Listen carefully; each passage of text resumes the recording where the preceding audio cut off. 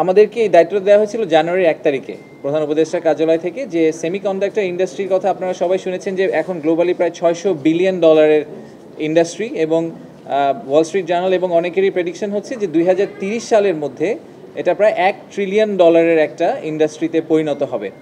কিন্তু দুঃখের বিষয় হচ্ছে যে বাংলাদেশে এখন পর্যন্ত সেমিকন্ডাক্টর থেকে আমরা যে রেভিনিউটা পাই সেটার পরিমাণ রাফলি $6 মিলিয়ন, একেবারেই ছোট্ট।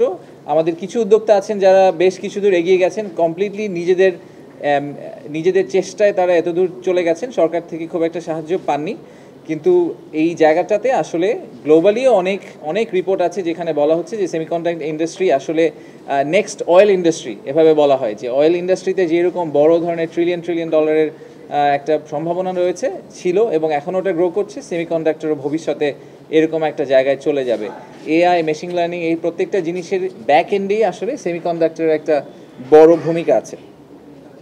তো আমাদের ন্যাশনাল এফডিআইয়ের জন্য যে আমরা হিটম্যাপ করেছিলাম বিডা থেকে, সেখানেও কিন্তু সেমিকন্ডাক্টরকে আমরা একটা ফোকাস ইন্ডাস্ট্রি হিসেবে রেখেছিলাম, যেই সেক্টরে আমরা মনে করছি যে বাংলাদেশের সম্ভাবনা রয়েছে। এবং তার একটা মূল কারণ হচ্ছে যে আমাদের যেই ইয়াং ওয়ার্কফোর্স আছে, যারা অনেকেই আসলে এখন গ্লোবালি কানেক্টেড, তারা অনলাইনেই অনেক কিছু শিখে ফেলেন এবং তাদের ইচ্ছাটাও আছে, আমাদের তরুণদের ইচ্ছাটাও আছে। ইঞ্জিনিয়ারিং ইউনিভার্সিটি থেকে যারা বের হয়ে আসছেন তারা গ্লোবালি খুব ভালো ভালো জায়গায় প্লেসড হচ্ছেন। তার মানে হচ্ছে যে যদি আমরা বাংলাদেশেও তাদেরকে ভালো প্লেসমেন্টের সুযোগ দিতে পারি এবং বাংলাদেশি উদ্যোক্তাদের সাথে তাদেরকে কোনোভাবে কানেক্ট করে দিতে পারি, তাদেরকে ওই স্কিলগুলো দিতে পারি, তাহলে হয়তো বাংলাদেশেও ইন্ডাস্ট্রিটা দাঁড়িয়ে যাবে। তাহলে আর তাকে সিলিকন ভ্যালিতে গিয়ে কাজটা করতে হবে না, উনি বাংলাদেশে বসেই হয়তো একই রকম বেনিফিটস এবং সাপোর্ট নিয়ে বাংলাদেশে ওনারা এটা করতে পারবেন।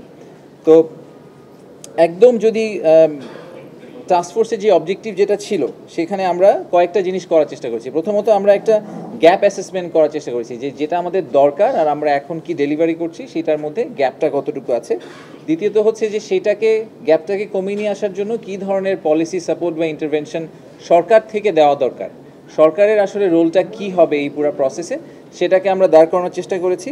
এসি কেনার কথা ভাবছেন? ভিশন দিচ্ছে যে কোনো এসিতে 15% নিশ্চিত ছাড়। এছাড়াও থাকছে মানি ব্যাক গ্যারান্টি নিশ্চয়তা। এবং তারপরে আমরা একটা রোড ম্যাপ দেওয়ার চেষ্টা করেছি কমিটি থেকে, যে ন্যাশনালি একটা যদি রোড ম্যাপ আমরা সেট করতে পারি এবং কিছু অ্যাকশন আইটেম আইডেন্টিফাই করতে পারি, যে শর্ট টার্মে আমরা কি করব, মিডিয়াম টার্মে আমরা কি করব, লং টার্মে আমরা কি করব একসাথে মিলে।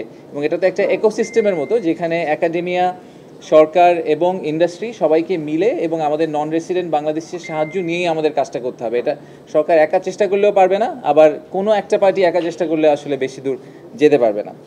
তো যারা সেমিকন্ডাক্টর ইন্ডাস্ট্রি নিয়ে একটু পড়ালেখা করেছেন তারা জানেন যে সেমিকন্ডাক্টরের যেই পুরো প্রসেসটা, এটাকে 3 ভাগে ভাগ করা যায়। প্রথম ভাগটা হচ্ছে ডিজাইন, দ্বিতীয়টা হচ্ছে ফ্যাব্রিকেশন বা একদম কোর ম্যানুফ্যাকচারিং যেটাকে বলে, আর তৃতীয় অংশটা হচ্ছে টেস্টিং অ্যান্ড অ্যাসেম্বলি।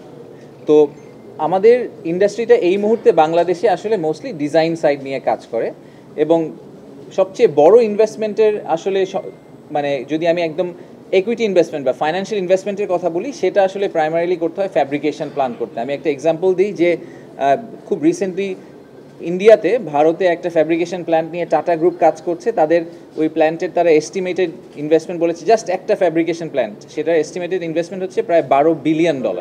সো এটা is a huge investment exercise. তো সেটা হয়তো আমাদের দেশের পক্ষে ইমিডিয়েটলি করা সম্ভব হবে না, কিন্তু ডিজাইনের সাথে সাথে আমরা ইজিলি আবার শেষ অংশ যেটা testing and assembly, packaging, testing, assembly, এই পার্টটাতে আমরা ডেফিনেটলি একটা রোল প্লে করতে পারি বলে আমরা মনে করছি। সো মোটা দাগে আমরা আসলে এই শর্ট টার্ম এবং মিডিয়াম টার্মে বাংলাদেশকে দেখছি যে ডিজাইন থেকে আমরা গ্র্যাজুয়েট করে ডিজাইনে আরও এক্সপ্যান্ড করব, একই সাথে আমরা প্যাকেজিং এবং অ্যাসেম্বলির সাইডেও চলে যাব। তো এই প্রত্যেকটা অংশে আমরা শর্ট, মিডিয়াম, লং টার্মের কিছু সাজেশন দিয়েছি। তো এই সাজেশনগুলোকে প্রাইমারিলি 3টা ভাগে ভাগ করা যায়, এবং 3টা ভাগ নিয়ে আমি আসলে আমাদের 3জনকে বলবো একটু 1-1.5 মিনিট করে একটু বলতে যে আমরা কী ধরনের সাজেশন দিয়েছি। প্রথমটা হচ্ছে স্কিল ডেভেলপমেন্ট। আমাদের যেই যারা আসলে ইন্ডাস্ট্রিতে কাজ করবে তাদের স্কিল ডেভেলপমেন্ট করার জন্য আমরা কিভাবে আসলে একটা ফ্রেমওয়ার্ক দাঁড় করাতে পারি। দ্বিতীয়টা হচ্ছে business environment and policy support. সরকার থেকে আসলে কি পলিসিগত চেঞ্জ করা লাগবে বা ইনফ্রাস্ট্রাকচারাল সাপোর্ট দেওয়া লাগবে, যাতে ইন্ডাস্ট্রিতে যদি কোনো জায়গায় ফান্ডিং শর্টেজ থাকে ফর এক্সাম্পল, সেই জায়গাগুলোতে সরকার কিভাবে ইন্টারভিন করতে পারেন। আর শেষটা হচ্ছে গ্লোবাল লিঙ্কেজ অ্যান্ড কোলাবোরেশন। আসলে সেমিকন্ডাক্টর ইন্ডাস্ট্রিটা গ্লোবালি অনেক বড় হয়ে গেছে অলরেডি। আমরা তাইওয়ানের কথা অনেক শুনি, মেইনল্যান্ড চায়নার কথা শুনি, আমেরিকার কথা শুনি, জাপান কোরিয়ার কথা শুনি, এবং এসব দেশে আমাদের অনেক দেশেই অনেক বড় বড় কোম্পানিতে আমাদের বাংলাদেশি নন রেসিডেন্ট অনেকে অলরেডি কাজ করছেন। তো তারা আমাদেরকে আসলে কোনোভাবে কানেক্ট করে দিতে পারেন কিনা, তাদের থেকে আমরা বেস্ট প্র্যাকটিসটা নিয়ে আসতে পারি কিনা, বা ভবিষ্যতের কিছু বিজনেসকেও ডেভেলপ করে নিয়ে আসতে পারি কিনা। আসলে তো এটা ইটস এ গ্লোবাল বিজনেস, আপনি দেশে বসে দেশে সার্ভ করলে হবে না, আপনাকে বাইরের কাস্টমারকে সার্ভ করার চেষ্টা করতে হবে। তো সেই জায়গায় আসলে তাদের সাথে আমরা কীভাবে কোলাবোরেট করতে পারি, আমরা কি দেশের বাইরে কোনো একটা প্রোগ্রাম করতে পারি কিনা, বা এরকম বিভিন্ন ধরনের সম্ভাবনা নিয়ে চিন্তাভাবনা এবং কথাবার্তা হয়েছে।